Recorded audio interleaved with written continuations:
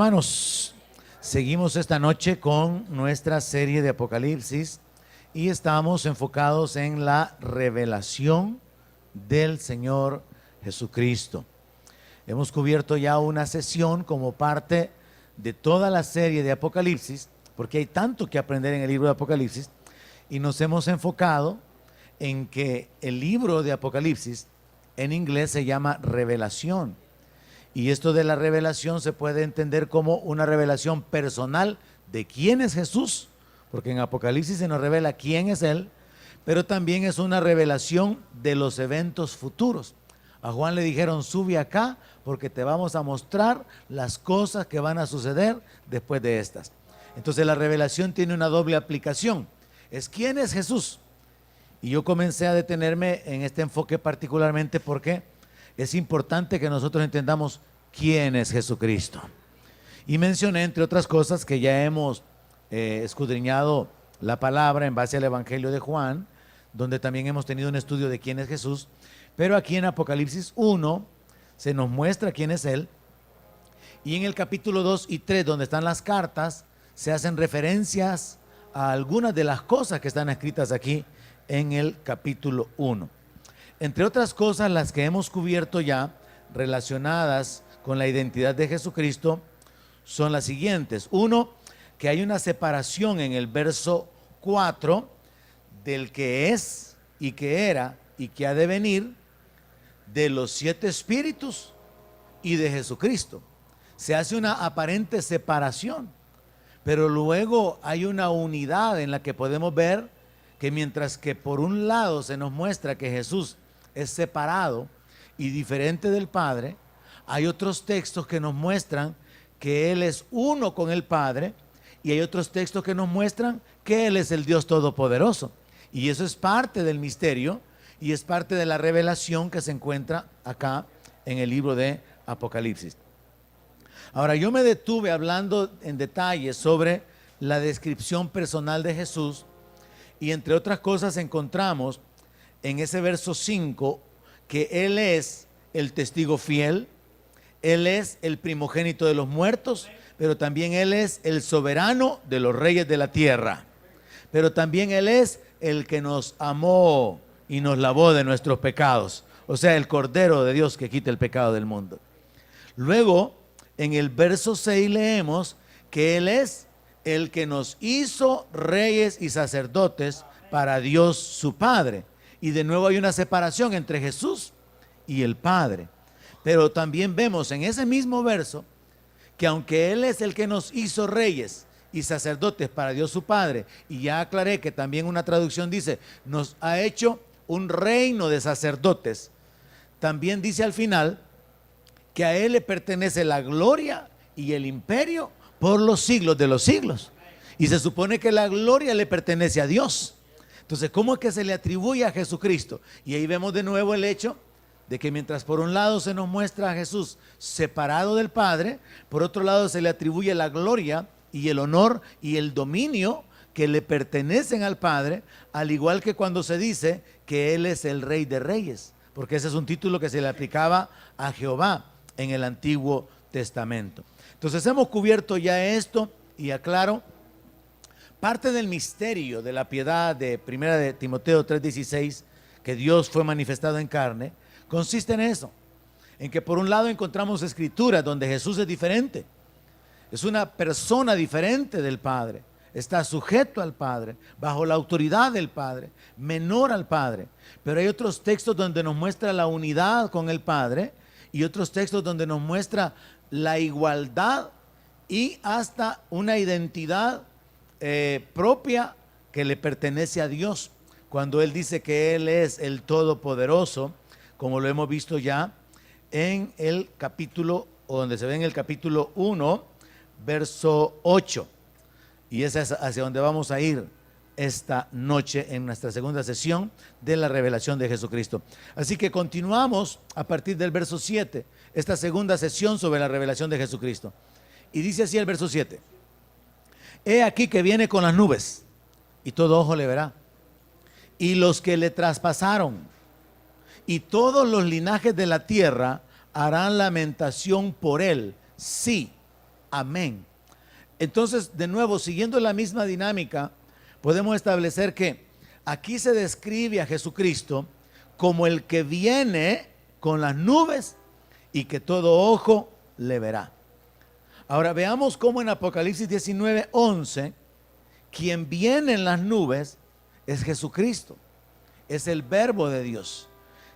Revelación o Apocalipsis 19:11, el apóstol Juan dice que él vio el cielo abierto y he aquí un caballo blanco, y el que lo montaba se llamaba Fiel y Verdadero, y con justicia juzga y pelea.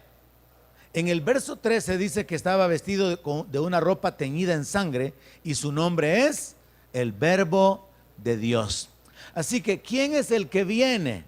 Según Juan, en el libro de Apocalipsis capítulo 19, es Jesucristo.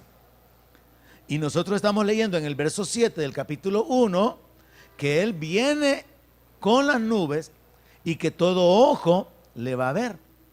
Pero resulta que aunque Juan escribió en Apocalipsis 12 que Jesús es el que viene, Juan lo vio, Juan lo identificó como el Verbo de Dios.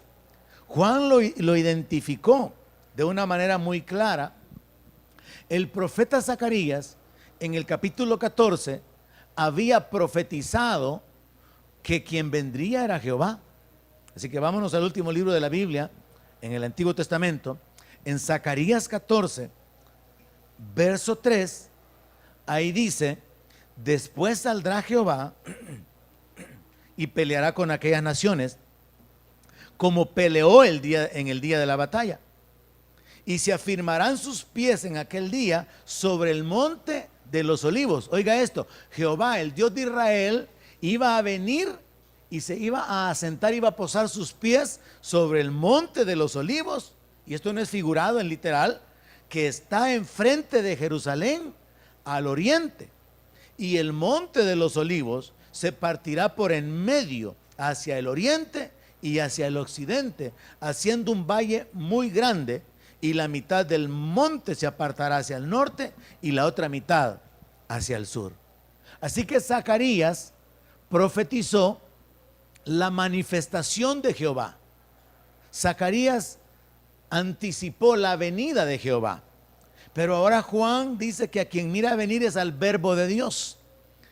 Y según Apocalipsis 1:7, que es el punto en el que estamos en la secuencia del estudio, dice aquí, hablando de Jesucristo: he aquí que viene con las nubes y todo ojo le verá. Entonces hay una referencia doble. Por un lado se refiere al Señor Jesucristo, pero por el otro lado se refiere a Jehová, el Dios de Israel. Y la cosa se pone un poco más complicada, aunque es fácil descomplicarla cuando entendemos la divinidad de Jesús, porque también dice: y todo ojo le verá, y los que le traspasaron. ¿Quiénes son los que traspasaron al Señor? Son los judíos. Luego dice: y todos los linajes de la tierra harán lamentación por él. Pero esa frase, los que le traspasaron, también se encuentra escrita en Zacarías capítulo 12, verso 10. Y nosotros todos sabemos y entendemos que a quien traspasaron fue al Señor Jesucristo. ¿Estamos claros ahí, iglesia? El traspasado, el herido, al que hirieron con la lanza, es el Señor Jesucristo. Él es el que traspasaron. Y de él está hablando el verso 7. Al que traspasaron, siendo visto por los que lo hicieron, por los que lo traspasaron. Ahora, en el capítulo 12 de Zacarías, verso 10, el profeta, antes de hablar de la venida de Cristo, también había escrito lo siguiente. Antes de hablar de la venida de Jehová, había hablado lo siguiente: y derramaré sobre la casa de David y sobre los moradores de Jerusalén espíritu de gracia y de oración, y mirarán a mí, a quien traspasaron, y llorarán como se llora por hijo unigénito, afligiéndose por él como quien se aflige por el primogénito. Mire, préstele atención a la escritura. Antes de que Jesucristo viniera, muriera, fuera sepultado y resucitara, el profeta habló acerca de la manifestación de Jehová. El profeta habla acerca de que Jehová habría de venir y que iba a poner sus pies en el monte de los olivos. Y esa es la segunda venida y está en el capítulo 14. Pero el profeta habló en el capítulo 12 acerca del que fue traspasado o del que sería traspasado, pero la referencia es a Jehová, porque ahí no está Jesús. Quiero que le preste atención a la palabra. Es Jehová quien está inspirando a Zacarías para que profetice, para que hable.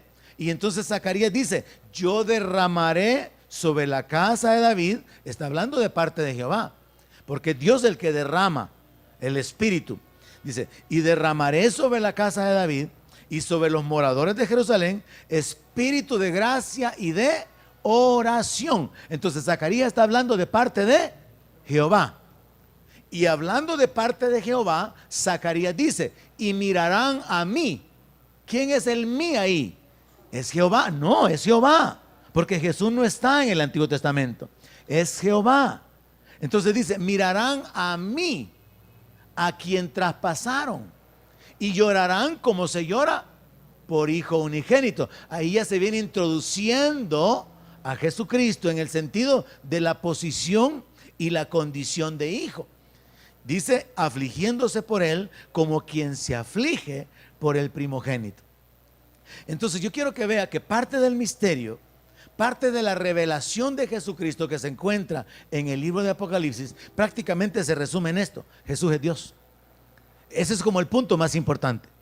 Pero no es tan fácil decirlo así sin pasar por todo el misterio donde Dios se manifiesta en la carne, donde Dios habita en Cristo para poder reconciliar consigo mismo al mundo. Porque no deja de ser un conflicto. Bueno, ¿y cómo es que son dos y son uno? Pero es que Jesús dijo: el Padre y yo, uno somos. Y allá en Deuteronomio estaba escrito: oye Israel, Jehová tu Dios, Jehová uno es. Entonces se habla acerca de la unicidad de Dios. Y por eso fue que los judíos, cuando Jesús dijo que había venido del cielo, tuvieron un gran conflicto mental.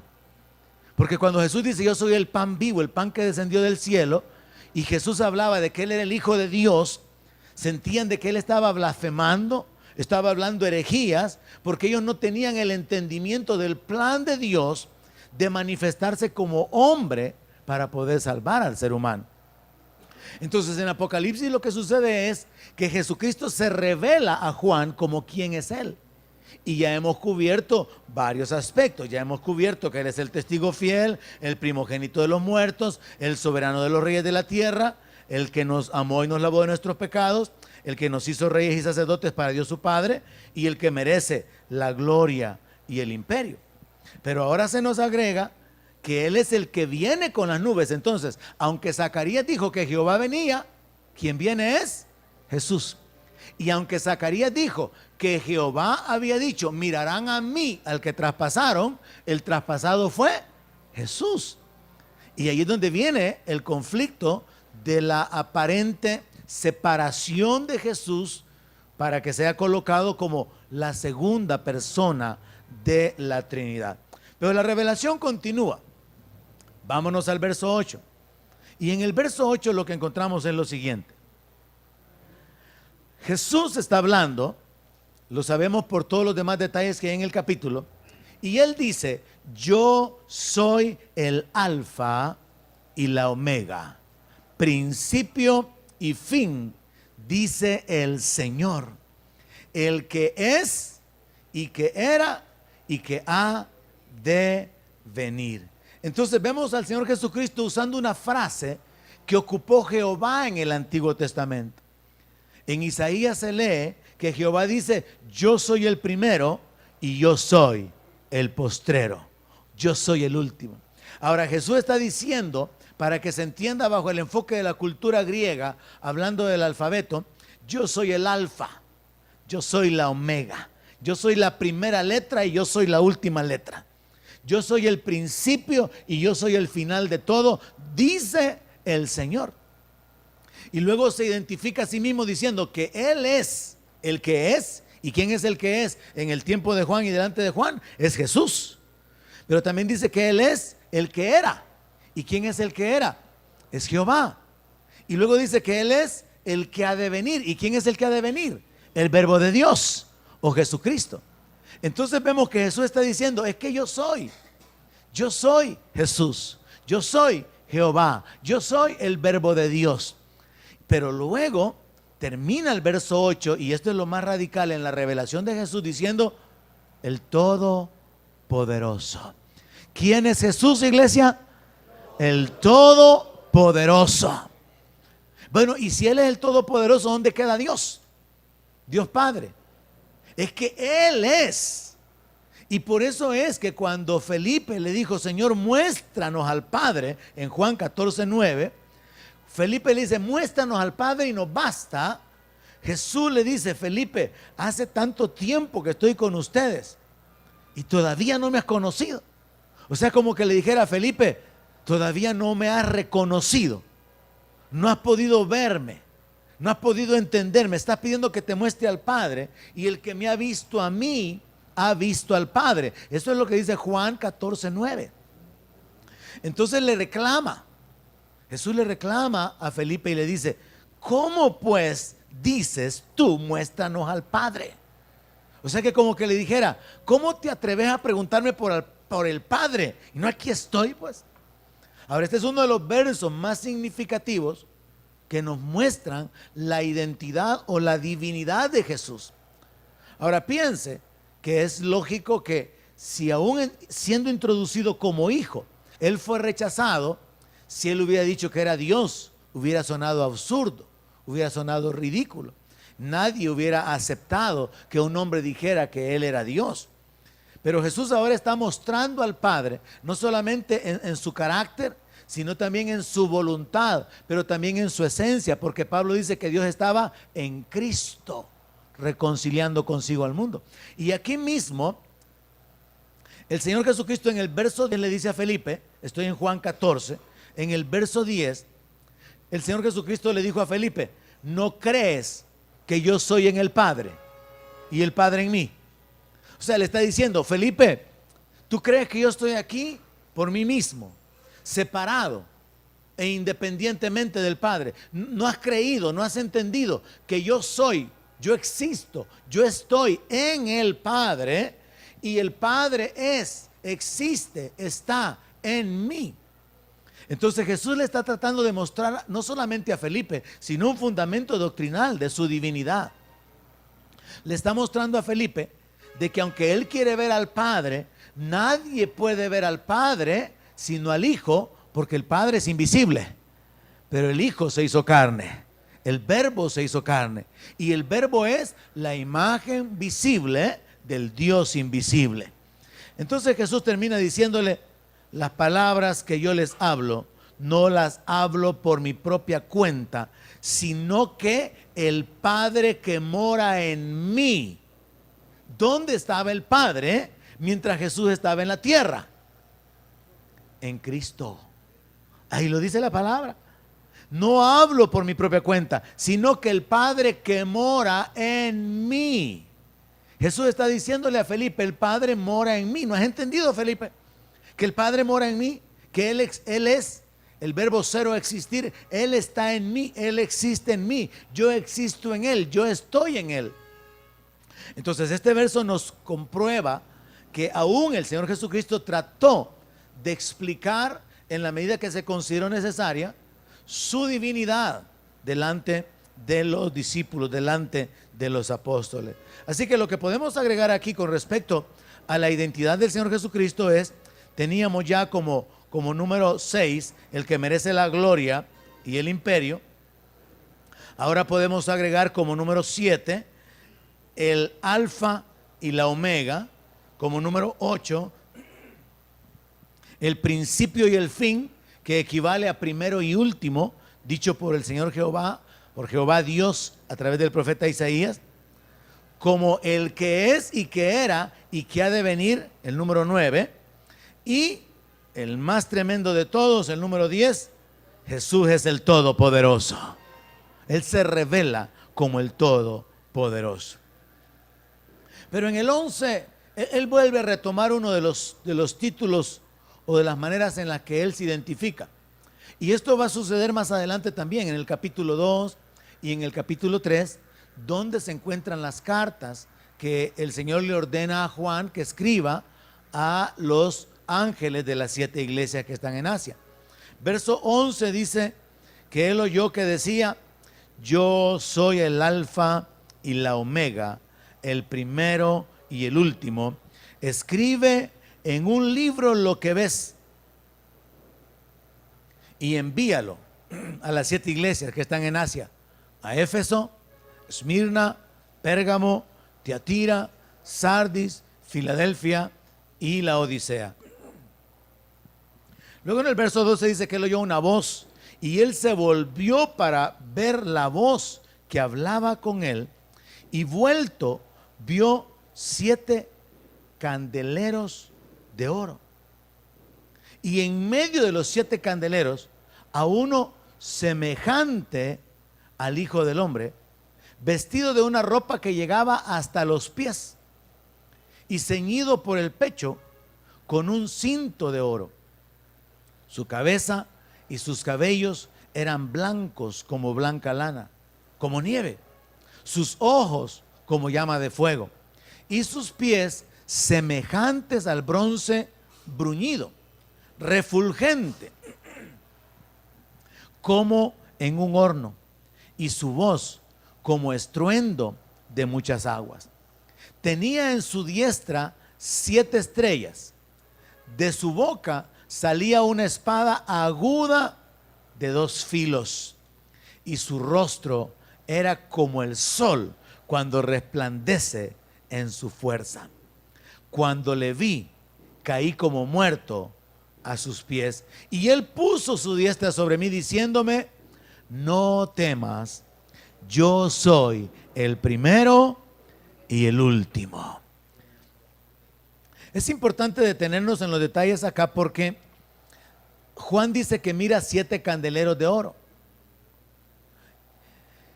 Y la visión que tiene de este Hijo del Hombre es que está en medio de los candeleros. Y esto va a servir como una frase más adelante para establecer que los candeleros son las iglesias y Jesús está en medio de las iglesias. Pero luego también él tiene las 7 estrellas, y las estrellas representan a los pastores. Él tiene la autoridad sobre los pastores.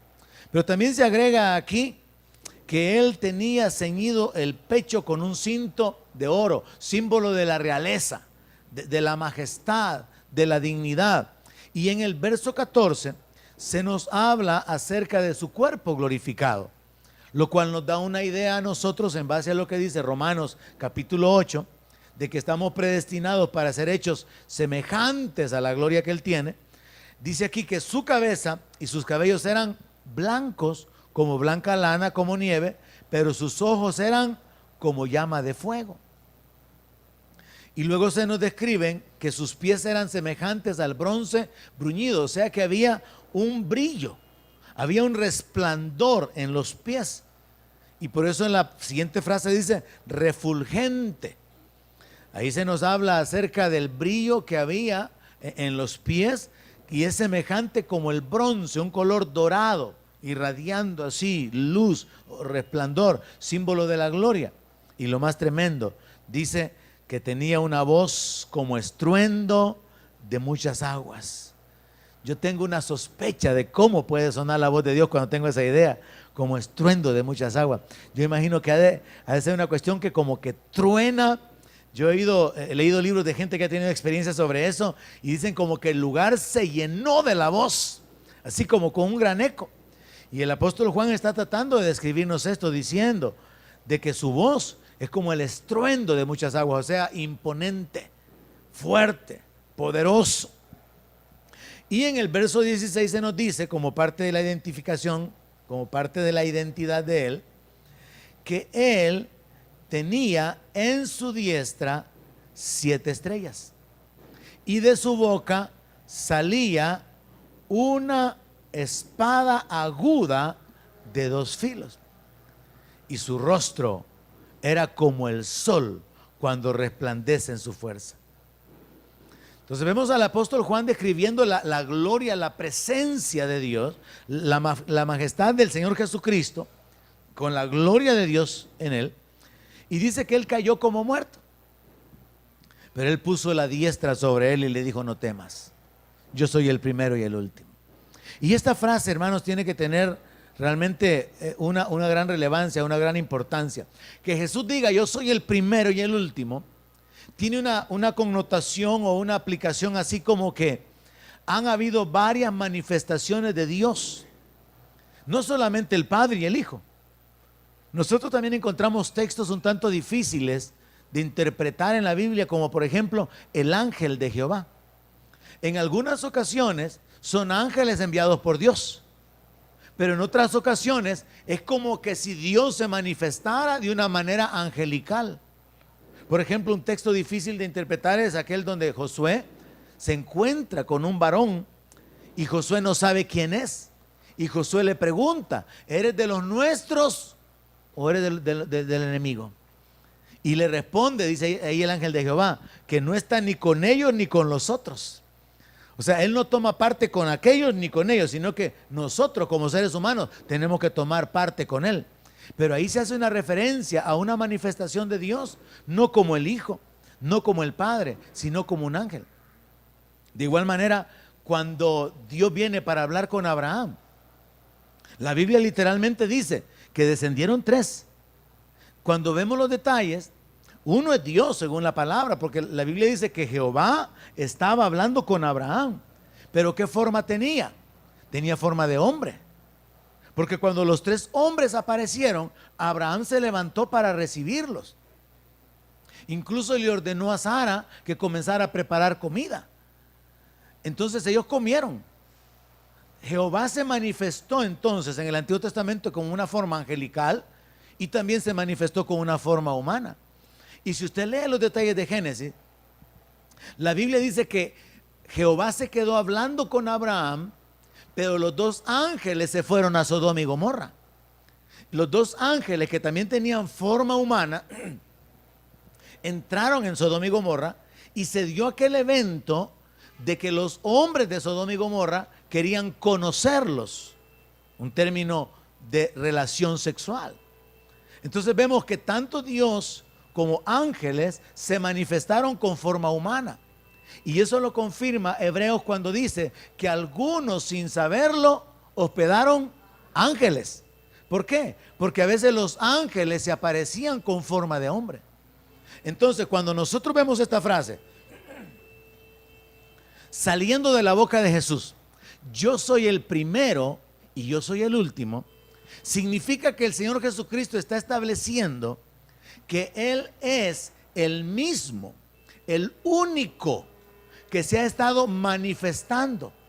Y por lo tanto podemos decir que Él es tanto el Padre como el Hijo, como el Redentor, como el Mediador, como el Ayudador, el Sanador, el Pastor, porque Jehová se manifestó de muchas maneras en el Antiguo Testamento.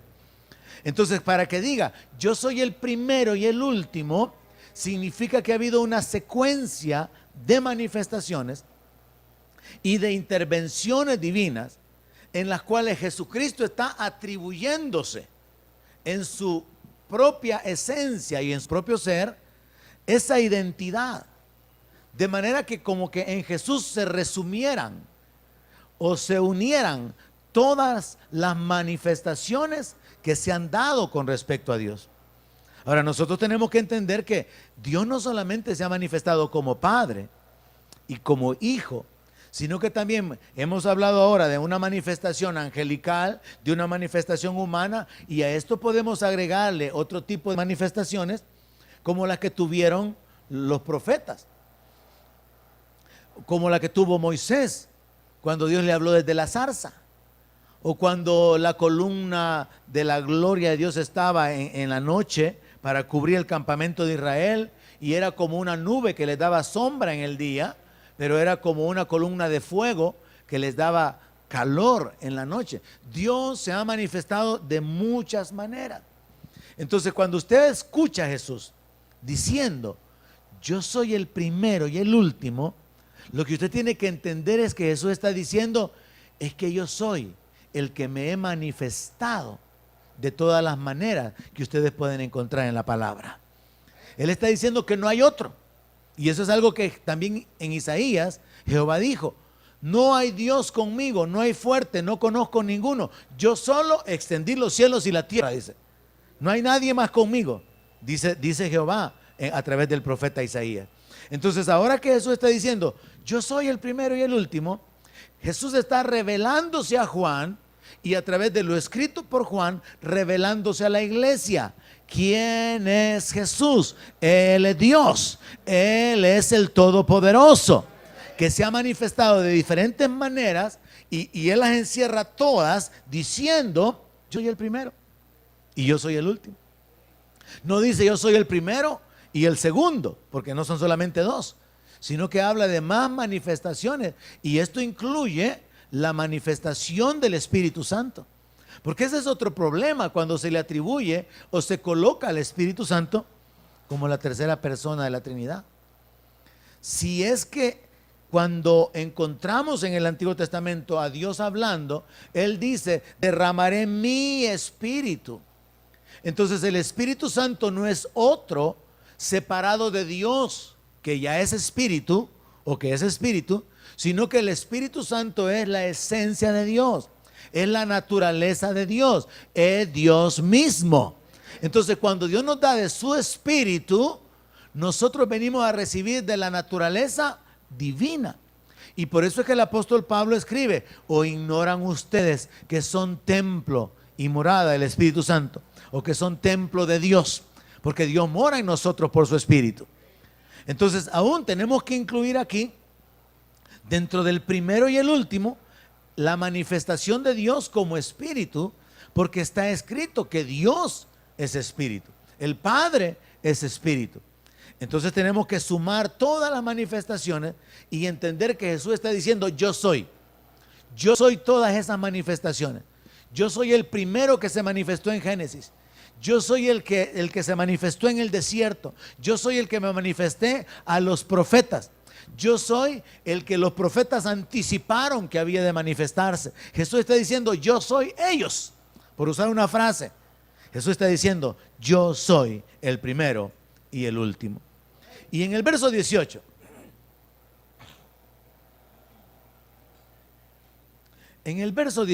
ahora el Señor Jesucristo dice que Él es el que vive. Estuvo muerto, pero he aquí que vivo por los siglos de los siglos. Amén. Y tengo las llaves de la muerte y del Hades. Estamos detenidos, hermanos, en lo que es la revelación de Jesucristo.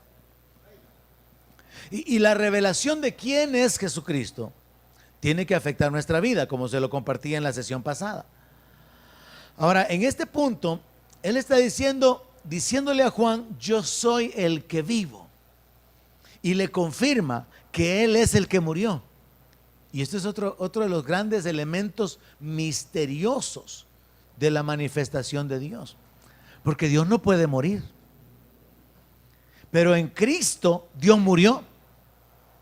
Y como la muerte es la separación de Dios, lo que sucede es que Dios hace una manifestación de sí mismo, que es introducido en el mundo, según Romanos capítulo 1, verso 3, como el Hijo de Dios fue declarado Hijo de Dios.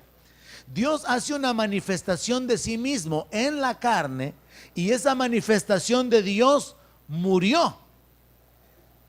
Y como la muerte significa quedar separado de Dios, Dios quedó separado de sí mismo en la persona de Cristo, tomando nuestro lugar. Y eso es una de las cosas como más conflictivas en la mente humana. Particularmente los testigos de Jehová tienen un gran problema con esto, porque nosotros que hemos aprendido como a caminar por fe, más aceptamos el asunto como parte de un misterio y no queremos racionalizarlo.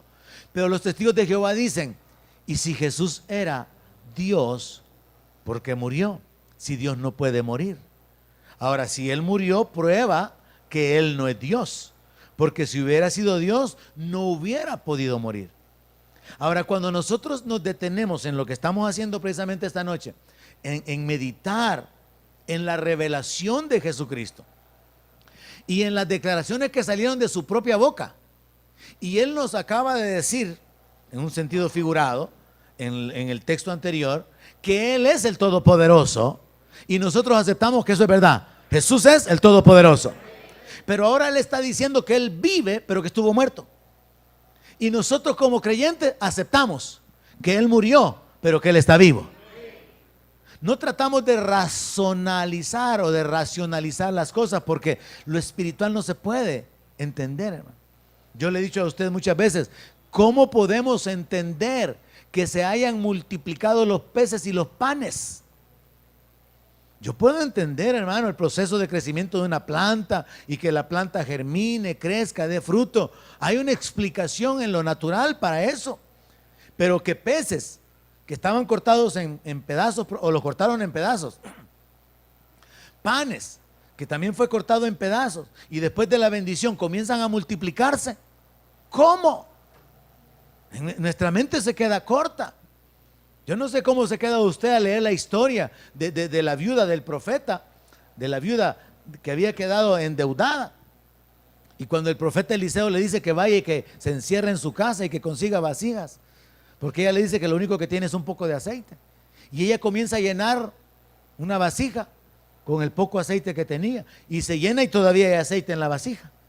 Y llena otra, y llena otra. Yo no sé cómo se queda usted en su mente al pensar, ¿y de dónde salía el aceite, pa? ¿Cómo se producía el aceite?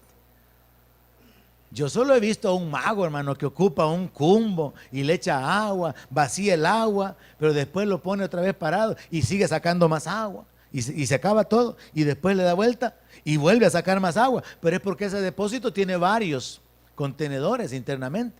Es un truco. Pero que el aceite se multiplique. Y luego la harina, hermano. Yo entiendo, hermano, de que haya reproducción de los animalitos. Es lógico, ¿verdad? Que hayan pollitos, que nazcan gatitos, que nazcan chivitos. Pero de que la harina se multiplique, hermano. ¿Y cómo explicamos eso? ¿Cómo lo entendemos? Entonces aquí el asunto es entender que Jesús se está revelando. Y Él dice que Él es el Todopoderoso, y yo le creo. Así que para mí Jesús es el Todopoderoso. Él es el soberano de los reyes de la tierra. Pero también Él es el Alfa y la Omega, lo cual significa Él es todas las manifestaciones de la divinidad que hay en la Biblia. Él es todas ellas. Por eso es que Él es el primero y Él es el último. Pero ahora le agregamos, y yo lo creo, yo creo que Él creció, bueno, no solamente nació de una virgen, creció como un niño. Y este es otro conflicto. Dios en la persona de Jesús siendo cuidado, amamantado, enseñado. Y la Biblia dice que crecía en gracia, en sabiduría y en estatura. Que Jesús creció, que Jesús tuvo que desarrollarse, a pesar de que tenía una conciencia divina y a pesar de que había nacido por Espíritu Santo, por una obra sobrenatural. Sí, suena bastante complejo en nuestra mente pensar o aceptar eso. Pero luego entonces llegamos al punto. Él le dice a Juan: yo soy el que vivo y yo soy el que estuve muerto. Y esa frase, estuve muerto, significa que Él descendió al infierno, porque aún Él mismo había dicho que Él iba a estar 3 días y 3 noches en el corazón de la tierra. Y eso de haber descendido al infierno está como parte de la declaración de los credos que la iglesia en el siglo I redactó. Cuando se hablaba acerca, creo en Dios Padre, creo en Jesucristo, creo que nació de una virgen, creo que murió, que descendió a los infiernos, resucitó al 3er día. Eso de Jesús descendiendo al infierno, eso es algo que está en la Escritura, sustentado por varios versos, y también fue resumido a través de los credos que la iglesia redactó en los primeros siglos. Ahora entonces Jesús se le revela a Juan como el que está vivo. Sí, estuve muerto, o sea, para que quede claro, sí, yo soy el que resucité. Y luego ahora dice: mas he aquí que vivo por los siglos de los siglos. Amén. Jesús no solamente le está diciendo a Juan: Juan, yo morí, pero Juan, estoy vivo, sino que también le está diciendo: y yo vivo eternamente. Y por eso la palabra de Dios también dice que el Señor Jesús aparecerá por segunda vez sin relación con el pecado. Yo no sé cuántos han oído esta frase que existe en el mundo: estos son tan malvados, dice, que si el Señor Jesucristo volviera, lo vuelven a crucificar, dice. Hay gente que ocupa esa frase, ¿verdad? Pero es imposible que lo vuelvan a crucificar, porque Él ya murió una vez y para siempre. Y no murió por la voluntad de hombres, murió porque eso fue el decreto divino. Ofrenda y sacrificio no quisiste, mas me preparaste cuerpo. Jesús fue entregado por Dios como una ofrenda voluntaria por el pecado, para salvar al hombre que Dios mismo había creado. Entonces Dios en Cristo está salvando al hombre que estaba perdido. Es imposible que Jesús pueda ser crucificado, pueda ser asesinado, pueda morir otra vez. Y por eso la palabra dice que va a aparecer por segunda vez sin relación con el pecado, y no puede morir. Ahora hasta tiene un sacerdocio eterno. Así que Jesús le está diciendo a Juan, o se le está revelando a Juan. Juan le dice: yo soy el que vivo por los siglos de los siglos. Tengo la eternidad, tengo la vida en mis manos. Ahora, cuando sucedió aquel milagro en la puerta de la Hermosa, cuando un paralítico fue sanado, y Pedro predica un tremendo mensaje, Pedro ocupa esta frase: ustedes mataron al autor de la vida. Esa frase tiene que llamar la atención, porque ¿cómo será posible matar al autor de la vida? Y volvemos a caer en lo mismo, en la divinidad de Jesucristo. Y volvemos a entrar en el misterio. Dios pudo morir en la persona de Cristo, y entonces la manifestación de Dios, que es Jesucristo, introducida al mundo como hijo de Dios, quedó separada de Dios. Y por esto es que Jesucristo en la cruz clamó, no llamó a Dios, no invocó a Dios como Padre en los últimos momentos de su vida, sino que Él clamó: Dios mío, ¿por qué me has desamparado o me has abandonado? Porque Él estaba experimentando ya la separación desde la cruz. En la cruz, según la palabra, fue cargada toda nuestra maldición, nuestra culpa, enfermedad, todo fue cargado sobre el Señor. Y Jesucristo tuvo que experimentar que el Padre lo había abandonado. Para que Jesucristo clamara o se expresara de esa manera, era porque Él estaba sintiendo, experimentando literalmente la separación del Padre. Él se sintió abandonado por el Padre.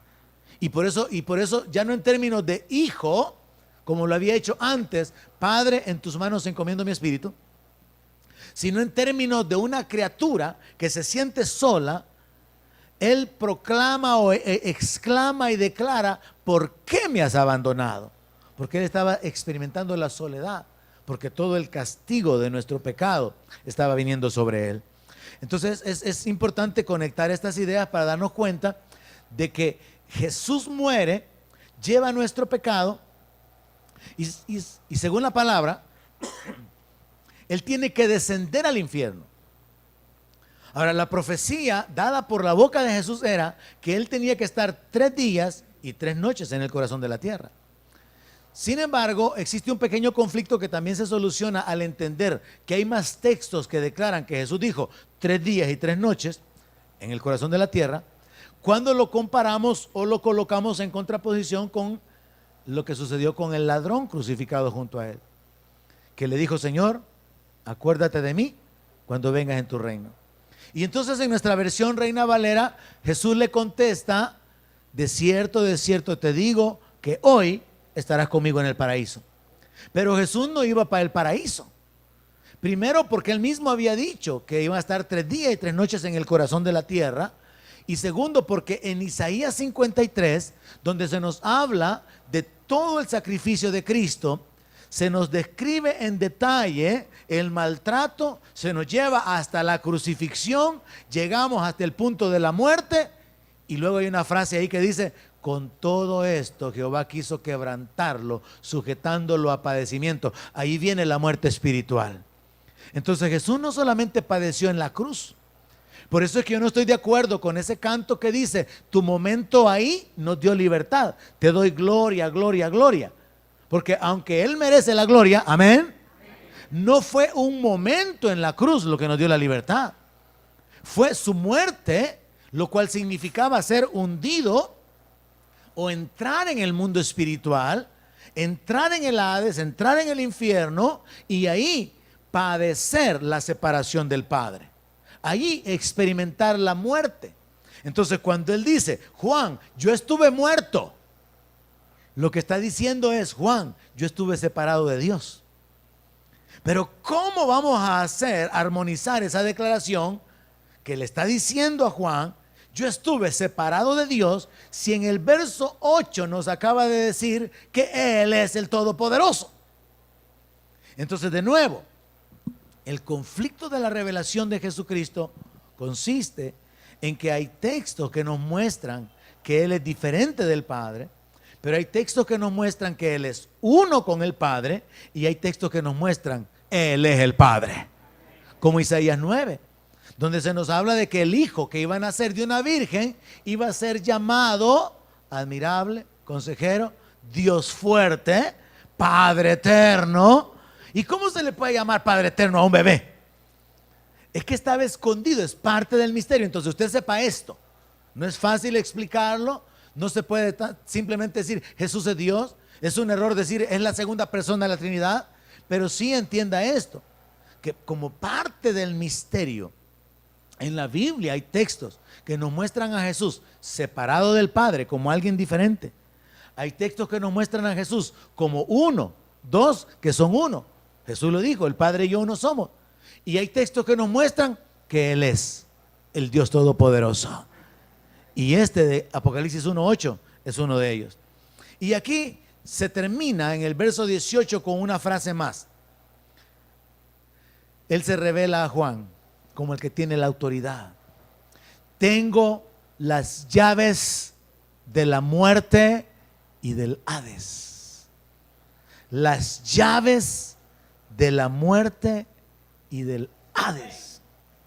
Jesucristo está diciendo: Juan, yo tengo toda la autoridad para abrir y para cerrar el infierno, porque el Hades es el infierno.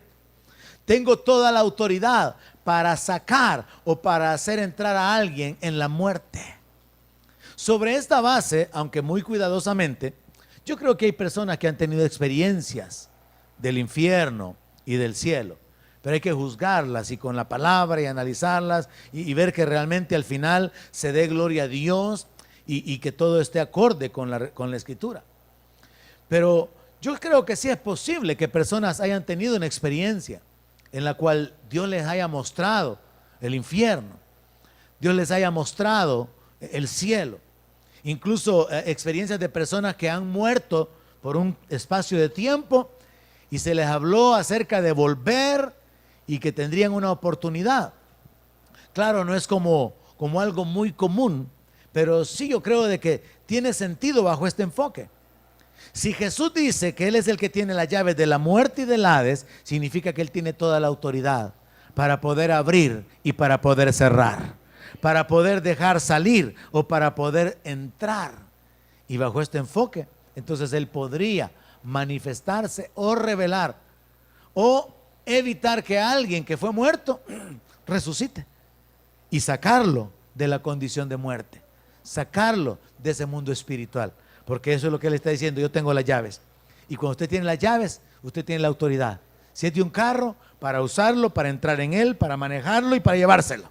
Si es una casa, para entrar en la casa, usar todo lo que está dentro, usar toda la comodidad que hay adentro, porque eso significa dominio, significa acceso, significa autoridad. Pero el que tiene las llaves también cierra y ahora ya nadie puede entrar. Y entonces Jesucristo es el que tiene las llaves de la muerte y del Hades. Y continuaremos con una sesión más para hablar acerca de la identidad de Él Pero por el momento nos detenemos acá en el verso 18. Bendito sea el nombre de nuestro Dios, que se ha revelado a través de la palabra. Él es el Todopoderoso, el Alfa y la Omega, el primero y el último, el que tiene en su diestra las 7 estrellas. Él es el que camina en medio de los 7 candeleros. Donde mi palabra sea su alimento, allí quiero morar.